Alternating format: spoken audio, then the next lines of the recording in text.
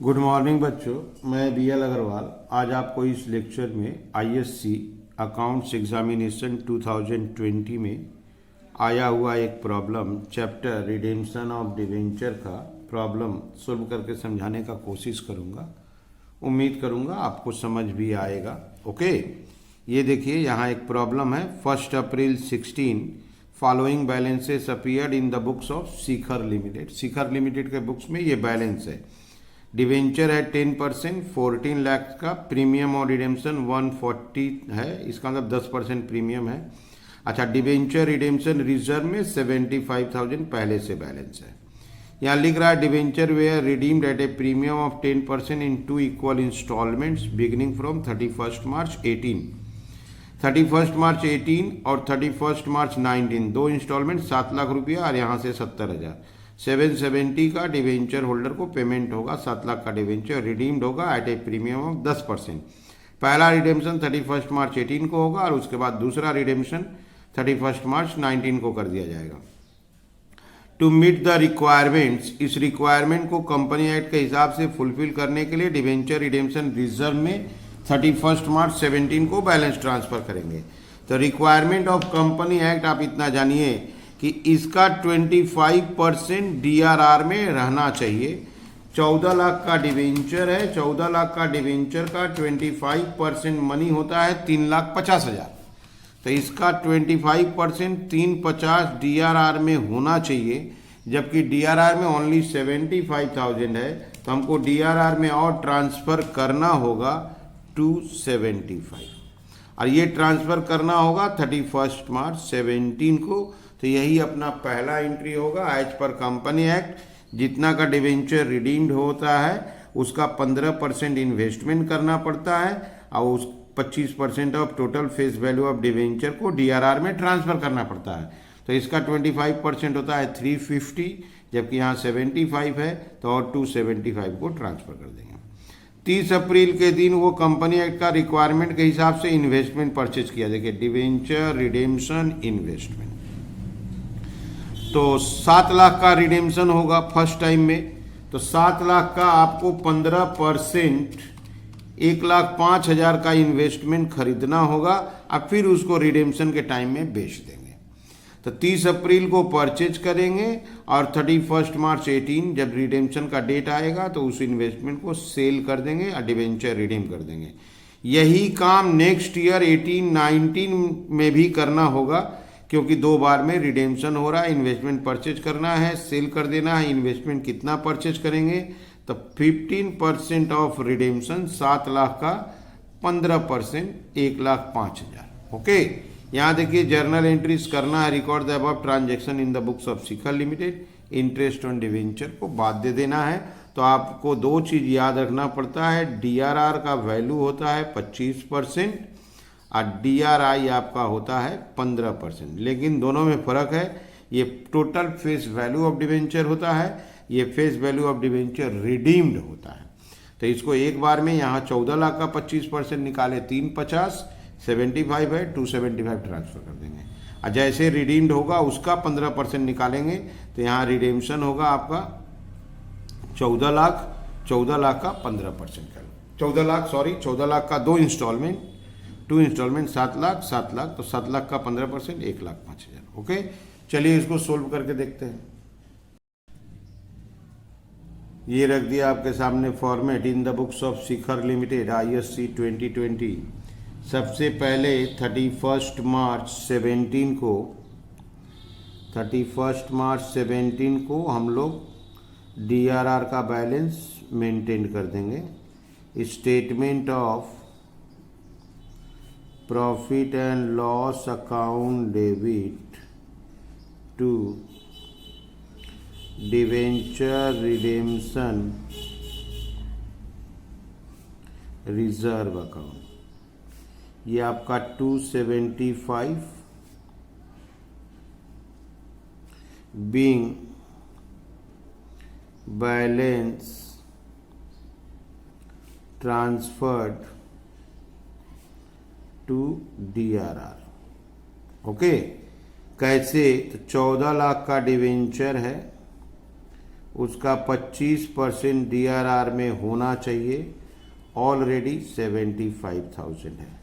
14 लाख का 25% होगा आपको 350, 75 माइनस कर देंगे 275। ओके, तो सबसे पहले इसको मेंटेन कर दिए।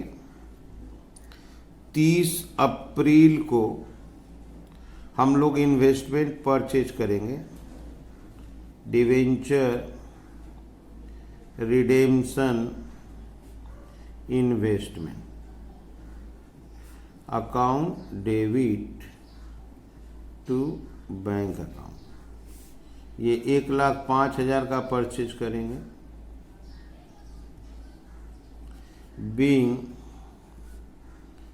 Debenture redemption investment purchased at the rate 15% of debenture redeemed। 7 lakh का डिवेंचर रिडीम होगा, उसका 15% इन्वेस्टमेंट परचेज करना चाहिए। तो 15% 1,05,000 का इन्वेस्टमेंट खरीदे। On the date of redemption इस इन्वेस्टमेंट को सेल कर देंगे। तो रिडेम्पशन डेट आपका 31 मार्च 18 है, इसको बेच देंगे। Bank account debit to debenture redemption investment, इसको सेल कर दिया। Being debenture redemption investment sold. तो इसके लिए जस्ट परचेज करते हैं साल के शुरू में और साल के एंड में रिडेम्पशन के टाइम में सेल कर देते हैं। अब रिडेम्पशन के लिए हम लोग ड्यू करेंगे 10% प्रीमियम पे।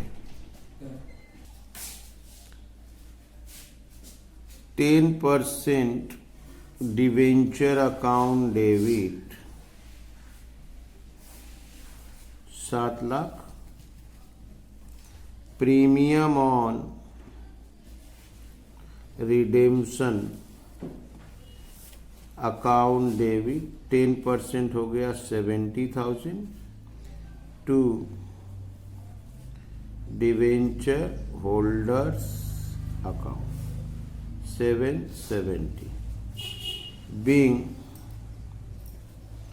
Amount due on redemption of debenture। Being amount due on redemption of debenture, आधा डिवेंचर रिडीम के लिए ड्यू किए, संग संग उसको पेमेंट भी कर देते हैं। Debenture holders account debit to bank account 770 का पेमेंट हो जाएगा।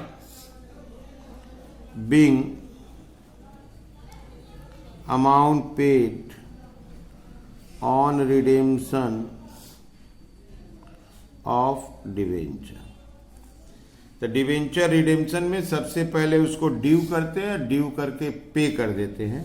क्लियर है?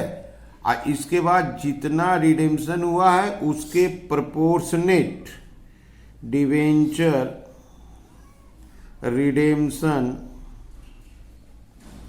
Reserve account debit to general reserve. Debenture redemption reserve में जो बैलेंस था उसको थोड़ा सा ट्रांसफर कर दिया। Being DRR transfer. तो डिवेंचर रिडेम्पशन रिजर्व में हम लोग 3,50,000 मेंटेन किए थे 14 लाख के अगेंस्ट में। तो 7 लाख के अगेंस्ट में कितना होगा? That is half 175। तो डिवेंचर जब रिडीम्ड हो जाता है तो DRR को कैंसिल कर देते हैं, जनरल लेजर में ट्रांसफर कर देते हैं। तो ये देखो आप फर्स्ट ऑफ ऑल 30 अप्रैल को इन्वेस्टमेंट परचेज किए, 31 मार्च को सेल कर दिए। फिर 31 मार्च को डिवेंचर ड्यू किए, होल्डर को पेमेंट कर दिए और DRR को जनरल लेजर में ट्रांसफर कर दिए। ये हाफ डिवेंचर रिडेम्पशन में 5 एंट्री किए हैं। तो उसके बाद 31 मार्च 19 को भी सेम हमको 5 एंट्री रिपीट कर देना है। तो हम सबसे पहले 30 अप्रैल 18 को इन्वेस्टमेंट खरीद लेते हैं। Debenture redemption investment account debit to bank account 1,05,000 being debenture redemption investment purchased at the rate 15% of ₹7,00,000। 7,00,000 का रिडेम्पशन होगा, उसका 15%। हाँ, एक चीज था, ये जो इन्वेस्टमेंट परचेज किया हुआ था, अगर इसको सेल नहीं किए रहते तो नेक्स्ट ईयर में हमको दोबारा परचेज करने का जरूरत नहीं होता। तो 2 तरीका से सोल्व होता है, एक सेल करके दोबारा परचेज कर लेते हैं और एक उसको सेल नहीं किए दोबारा परचेज नहीं करेंगे, अमाउंट एडजस्ट करने के लिए परचेज या सेल कर सकते हैं। ओके, अब इन्वेस्टमेंट परचेज हो गया। अब चलिए उसको 31 मार्च को इन्वेस्टमेंट को सेल कर देते हैं। 31 March 19 bank account debit to debenture redemption investment account 1,05,000 का इन्वेस्टमेंट था, 1,05,000 का इन्वेस्टमेंट बेच दिए। Being debenture redemption investment sold, investment बेच दिए। अब हम लोग डिवेंचर को रिडेम्पशन के लिए ड्यू कर सकते हैं। अब हम लोग को डिवेंचर रिडेम्पशन कर देना है। क्लियर? चलिए अब डिवेंचर को रिडेम्पशन के लिए ड्यू करते हैं। 7,00,000 का डिवेंचर है, 7,00,000 का ड्यू करते हैं। 31 March 19 10% debenture account debit 7,00,000 premium on redemption account debit 70,000 to debenture holders account 770 being amount due on redemption of debenture। इसको पे भी कर देते हैं। Debenture holders account debit to bank 770 being amount paid to debenture holders। Clear? Last entry जो DRR में balance बचा हुआ है सारा जनरल लीजर में ट्रांसफर कर देंगे। Debenture redemption reserve account debit to general reserve account 1,75,000 half money बचा हुआ था। Being DRR transfer. ओके, और ये रिडेम्पशन ऑफ डिवेंचर में जो प्रीमियम ऑन रिडेम्पशन हुआ है 2 बार 70,000, तो इसको भी तो ट्रांसफर करना चाहिए, ये लॉस होता है।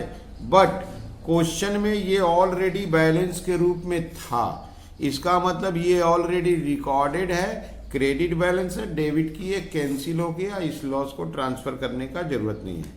तो एक बार आप क्वेश्चन को देख लो। 14,00,000 का डिवेंचर था, 25% 3.5 DRR होना चाहिए, 75 था, 275 क्रिएट कर दिए। क्लियर?